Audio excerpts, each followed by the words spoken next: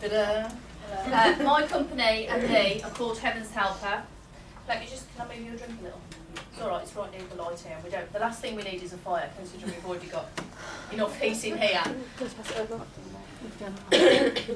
Right, this evening it's called a psychic supper. It's all about mediumship, okay? So, does anybody want to tell me what they think mediumship is? Togetherness. No, listen, just because you were here showing off last time. Right, let me explain a little bit. I need to explain a little bit. If I tell you a little bit about some of the things that I do, then I'm going to explain to you about mediumship, okay? I teach Reiki, which is a type of healing. I teach energy field healing, which is also a type of healing. Colour therapy, crystal healing, angel workshops, meditation. Yeah, but this evening specifically, you've come for a psychic supper, okay? When we talk about psychic is a natural ability, yeah? So when people often say, oh, how long have you had the gift? Or how long have you been doing this, yeah? Or somebody might say to you when you've been to have a reading before, oh, you've got the gift or you've got the ability. Let me tell you, every single person here in this room is psychic. Psychic is a natural ability, okay?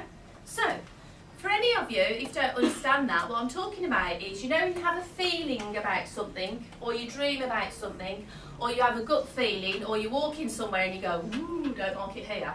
Or you meet somebody for the first time and you think, yeah, I like that person. Yeah?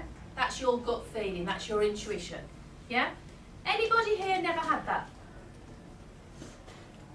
Good, see? So, everybody here is psychic, yeah?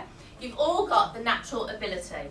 Now, the difference between some of us, yeah, and what I'm actually doing, because I'm standing up here this evening, yeah, is the fact that I practice more regularly. I've been doing it a long time, and I do what we call tuning, yeah?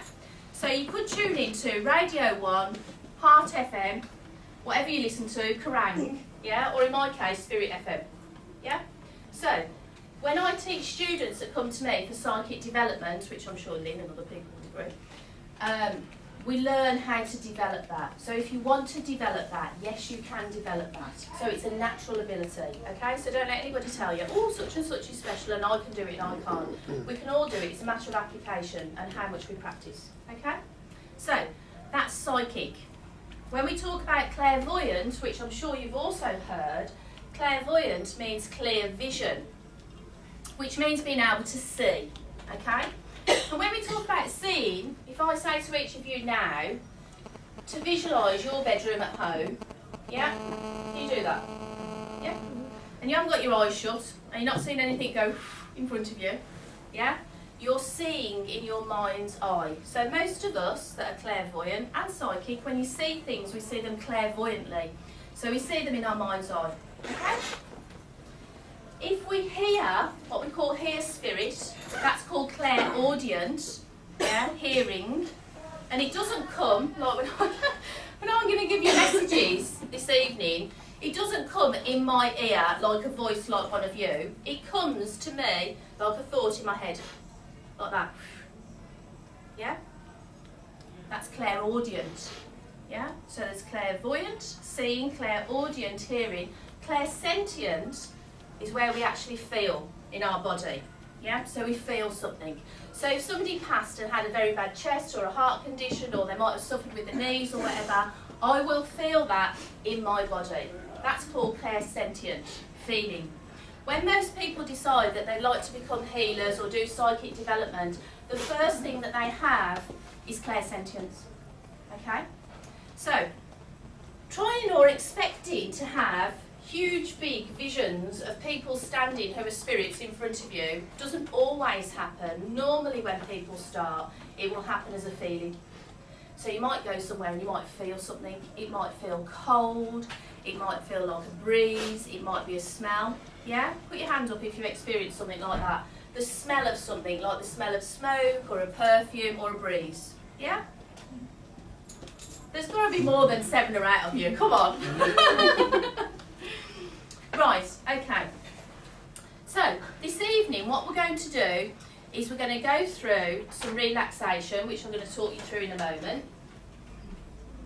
Before we do that, There's just a couple of things I need to tell you before we start. Not about me, but about how this works, okay? When I hear spirit, which are your loved ones in spirit that give messages to me this evening, okay? I'll be seeing, hearing and feeling, yeah? And my guides work with me for me to be able to get that communication. Now, let me tell you, if I come to you and give you a message, because I also do church services, I need for you to acknowledge, yeah? You can say no if you don't understand, you can say yes, but your loved ones in spirit and spirits need the vibration of hearing your voice, and I cannot give you the message unless you accept it. They've arrived, haven't they? Sorry. Can you see how warm it is in this room? Can you see all the hairs? Okay, all the hairs there. When I say they've arrived, I mean they've arrived. Over this side. Not this side of the room, over this side, as in spirit comes in on my left side. So they're here. So I don't know about you guys, but I've got air conditioning. Woo! So I'm explaining to you some of these things before we start, because otherwise, like for example last time, Tony, do you remember?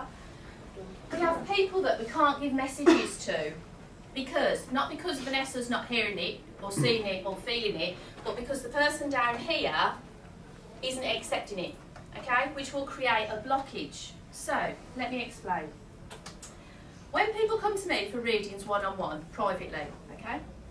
They sit in front of me and I say to them, I'm going to read for you, and normally I like to close my eyes. Don't use cards, because to me, as far as I'm concerned, if you can work with spirit, you can work with spirit, meaning it's there. You don't need the tool. You're either hearing it, seeing it, or getting it, or you're not, okay? So if you have card readings, that's all well and good. I personally don't read cards. I can if you want me to, but at the end of the day, if I gave you all cards, you'd be able to look at the cards and make up a story, if you wanted to. So, what I need you to understand is, we all look at our lives like that, all of us, including me, yeah? And we want to know about what's happening to us, what's going on with us, how's that going to affect us. It's all about us, okay? You need to understand that the guides and angels and your loved ones in spirit are up above us looking down, yeah? Huge big aerial view, yeah? So imagine they're up there looking down. So there is no time in spirit.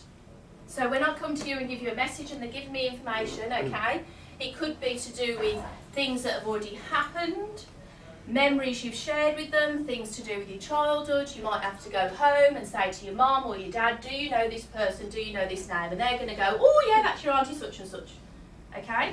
So I need for you to be like that, okay? Not because I'm not getting it accurately, but because you need to open your mind like that, because when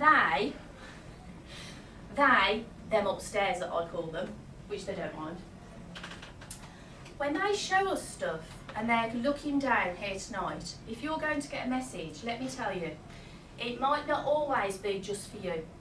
It might be for somebody in your family that needs to know that. It might be for somebody that's a very close friend of yours that needs to know that. Oh, we're off again.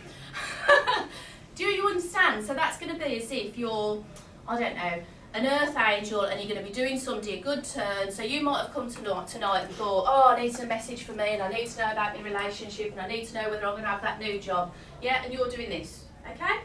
Which is fine. You can still have your requests and whatever. Just be open to the fact that when I start talking to you, I might be talking about things that have already happened, and then they're going to talk about things that haven't happened yet. Okay?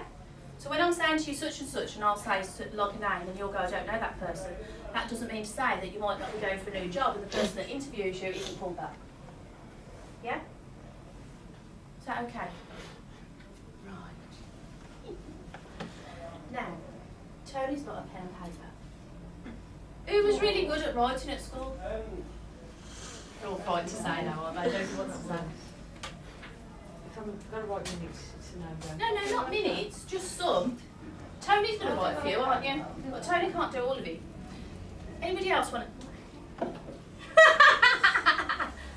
I'm shaking your head. Anybody else want to volunteer? Okay. Well, I do need one more volunteer because I can't let Tony write down everybody's message. And what will happen is otherwise you'll leave and you might not have all the information. So the other way of doing it is if you want a piece of paper, I'll give it to you and you need to write it down if I give you a message. So would you rather do that?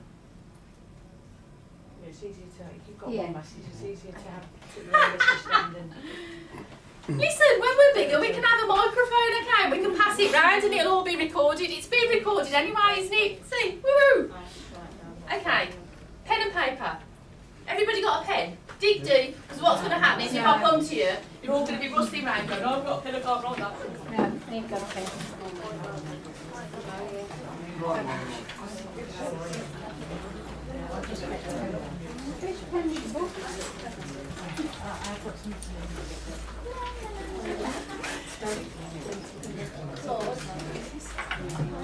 Still warm, Amaranth? Mine's going from warm to warm. Like that. Yeah. Like that. You can put your pen and papers down, you don't need those yet. We're going to do some relaxation yet, first. Okay, has anybody got any questions so far about how it's going to work? Because I'm going to stand here and then I'm going to start giving out messages when we've done our meditation. Yeah? what's your name? It's your note taker. Just taking the pen off the air. Oh right, okay. Right, okay. So, just to let you know that how it's going to work is we're going to do some meditation. Don't worry about that, it's not difficult. Believe you me, people that say they can't do it, you will be able to do it. It's fine. It's to get everybody relaxed, it's to get everybody grounded. Okay, so I'm going to guide you through that. Then I'm going to do some messages. Before we start the messages, obviously I've given you an idea of how it works. Now, this will not work on a principle of I'm going to give you a message if I know you, yeah? Or if you smile at me sweetly. Because you can smile at me sweetly, you can wave your hand and blow me kisses, makes no difference, yeah? What will happen is all of my guides and the angelics will have decided in accordance with what we call greater need who's going to get message this evening, okay? So not everybody's going to get a message because there are 30 people, okay? It works on what we call greater need. That means Vanessa doesn't decide. Once I start giving messages, I give you the information as it comes and I trust my guides and it comes through all the angelics and it comes how it should be. So whoever is in what we call greater need is of service. It means somebody here or somebody not here that knows somebody here. If their need is greater, that's how it will work. There is no discrimination, no favouritism, it won't work like that, okay? Because we've had this thing before where people come to me and they have an idea of what they want to know, and that's different between what you need to know, okay? So that's how it's going to work. Last time we were lucky, there were 30 people and we did about 15 messages. Okay, so that's quite a lot. When we go and do the church services, it's less than that, isn't it? It's about 7. I also I can't say to each of you when I do you a message it's going to be 5 minutes each or 3 minutes each. Again, that doesn't work. I have to do as I'm told, okay? But let me tell you, it will go in accordance with greater need. So it is fair in terms of being divinely fair because they see everybody. And they see everybody's need. Okay? So they'll be deciding how it works. I will have asked my guys, and what they will have done is form an orderly queue. The orderly queue is not for my guys, the orderly queue is